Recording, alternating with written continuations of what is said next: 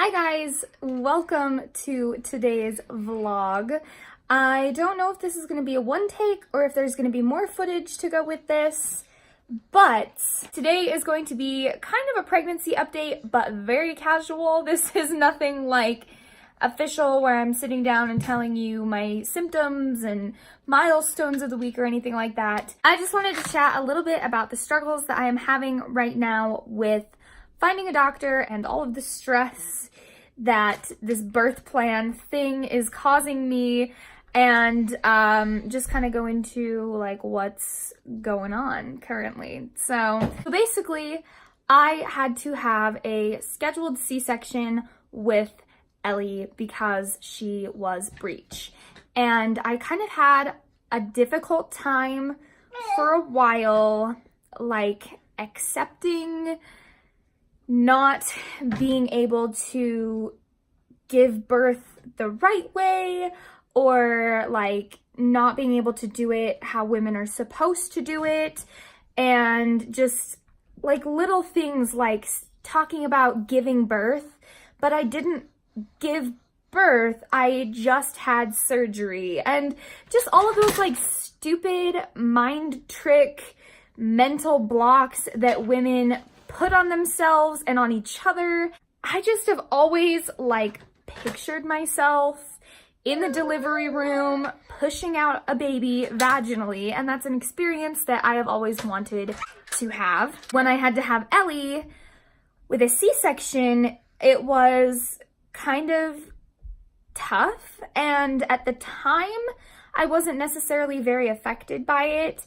But now I have a sister-in-law who just had a baby, and she delivered vaginally without an epidural, and it has kind of messed with me a little bit.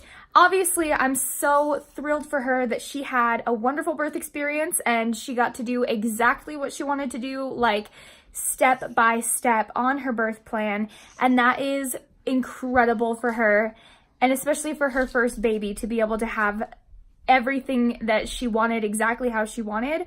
But not everybody gets to do that, and I didn't get to do that, and I didn't realize like how upset I was about it until she was making a birth plan and she was getting ready to have her baby, and then she had her baby vaginally, and my mother-in-law has never had a C-section either, so the two of them would talk about like giving birth and going into labor and their deliveries and stuff, and I didn't have anything in common with them all of a sudden, and it was just kind of hard, and I didn't realize like how disappointed I was to have had a C-section and how much I had like really missed out on the opportunity of delivering vaginally. So all of this has come up recently in the last couple of months, and I've just been like processing all of those feelings because, like I said, at the time I had Ellie, I didn't necessarily care.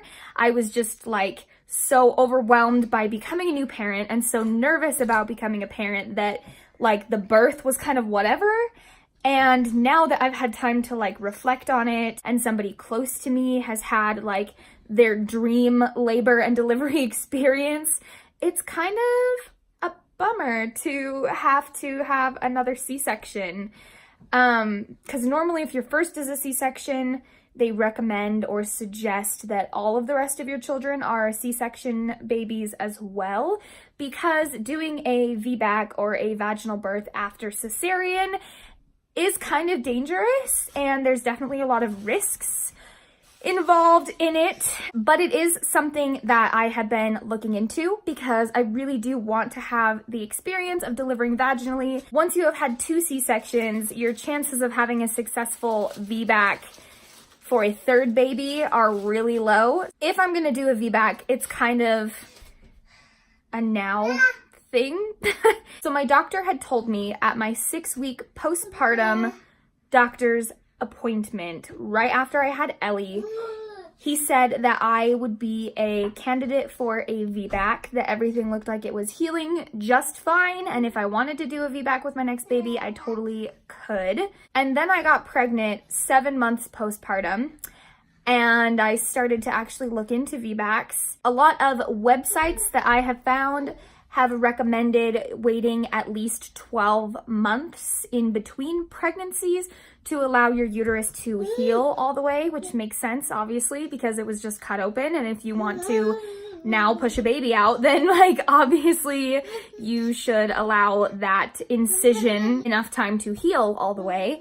But I got pregnant 7 months postpartum, so I didn't know if a VBAC was really an option for me. So I had kind of a weird doctor's appointment the other day. I had mentioned in one of my previous pregnancy update videos that I actually switched doctor's offices, and I didn't like super go into depth on why. So I went to this office with my first baby, and the doctor was okay, but I really liked the ultrasound tech. I loved the receptionists. All of the nurses were spectacular. The doctor is kind of a weird guy. He's really into like holistic medicine. His bedside manner is just kind of weird. I don't know. I think he's fine. We started seeing a midwife at his office, and I loved her, and she made it such a good experience. I was part of a couple of clinical studies while I was at that office, so I was dealing with a couple of different nurses for the different studies that we were doing, and I loved them. And I was doing like weekly and bi-weekly appointments with them, and they were awesome. And the ultrasound tech, oh my gosh, is like my favorite person on this planet.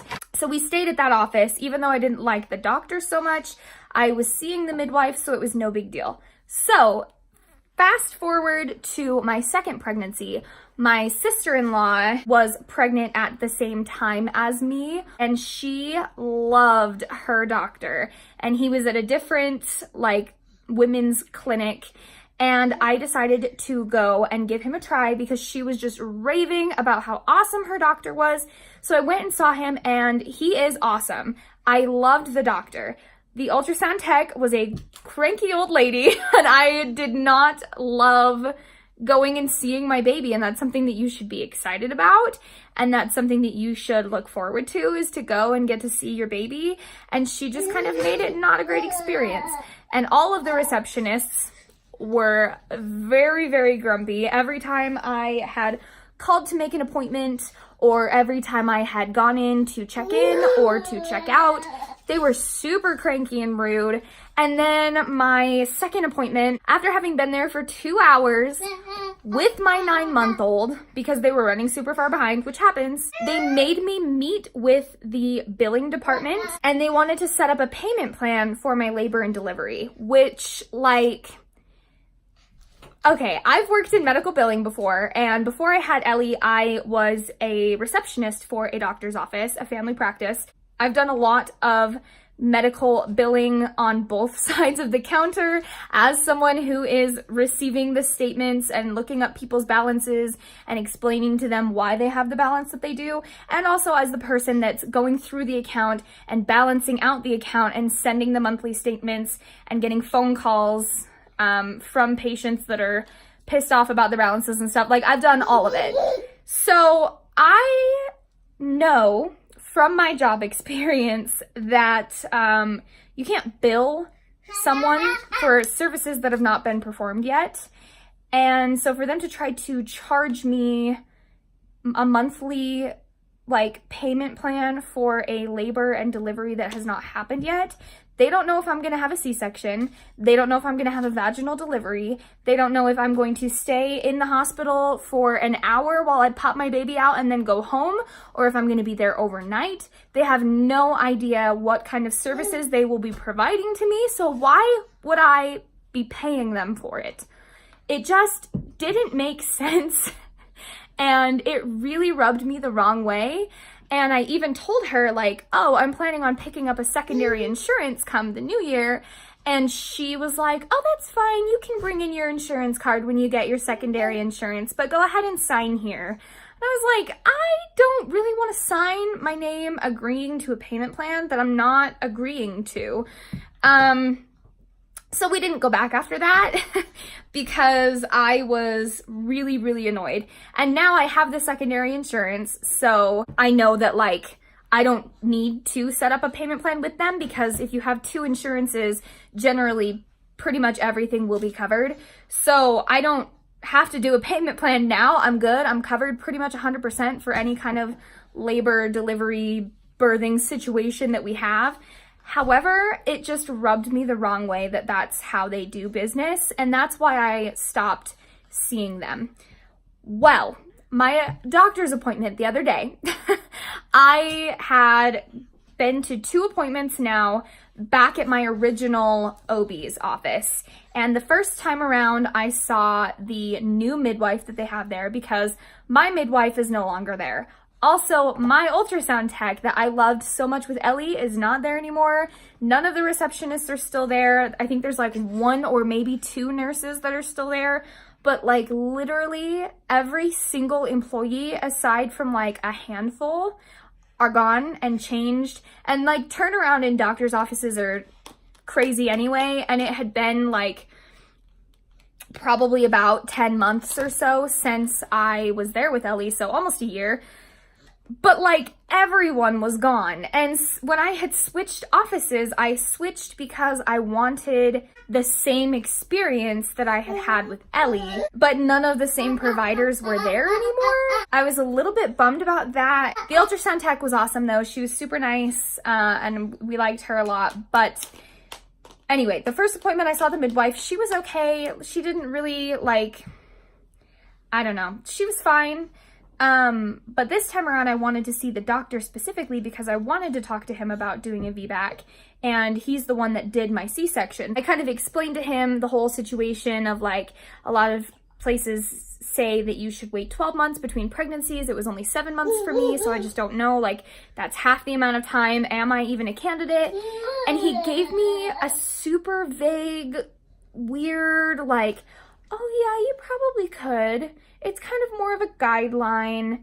And I was like, oh, okay, well, I'm just making sure. And you know, that's good to hear that my options are open because I kind of figure like if I have a successful VBAC, that's wonderful. But if not, like I would be having a C-section either way, whether it's a scheduled C-section or a C-section because of a failed VBAC, it would be a C-section either way. And he just got like really serious and like, no, it's a big deal and you have to understand all of the risks and it's really serious. Your life would be in danger and the baby's life would be in danger. Like if something goes wrong during a VBAC, it's a really big deal. And I was like, oh, okay. But you just told me that I was a candidate for one? Like just, I ended up leaving like feeling more confused and not really having any idea what I want to do, and no like clarity was given to me, no reassurance was given to me, and I just kind of felt weird about the whole thing. So I've been thinking about it for a couple of weeks now, and I'm really feeling like I would like to get a second opinion on it because he was just really weird and vague about the whole thing.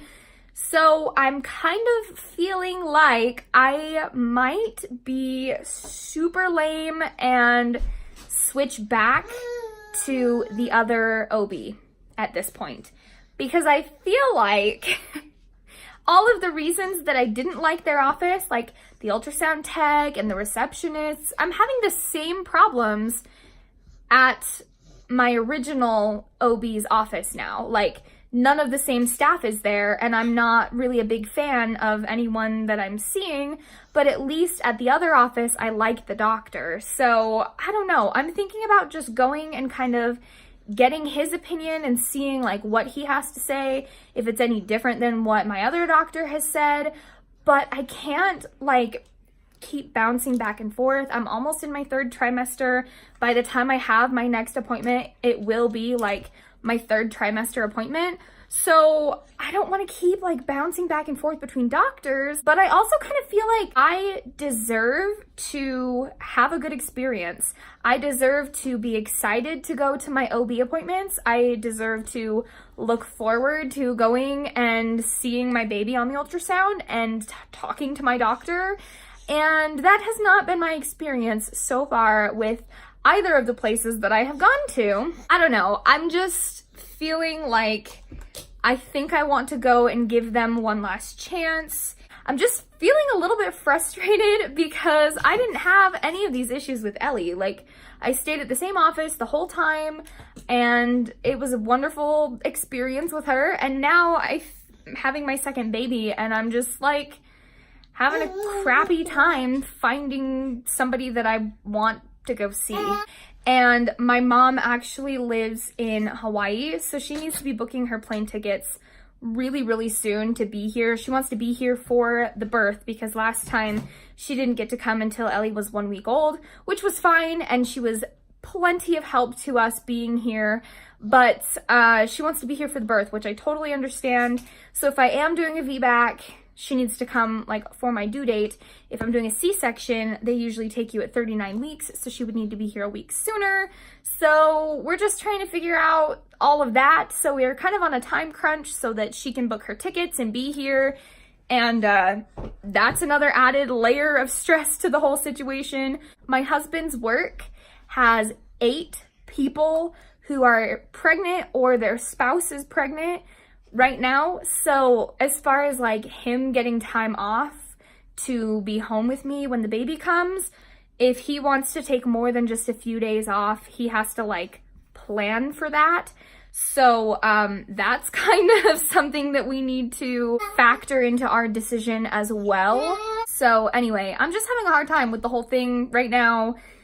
It's been a lot of stress on me, to be honest. The last week or so, I've been really flip-flopping back and forth and really unsure of what I want to do or what I should do. So yeah, that is all I have for you. I just wanted to share my little doctor's office fiasco that I'm having right now. We'll definitely update you in my next pregnancy update video and let you know what I decide to do and how it all goes. But I just wanted to share what's been going on with that. So anyway, hope you enjoyed. And like I said, stay tuned for my next pregnancy update for an update. All right, bye.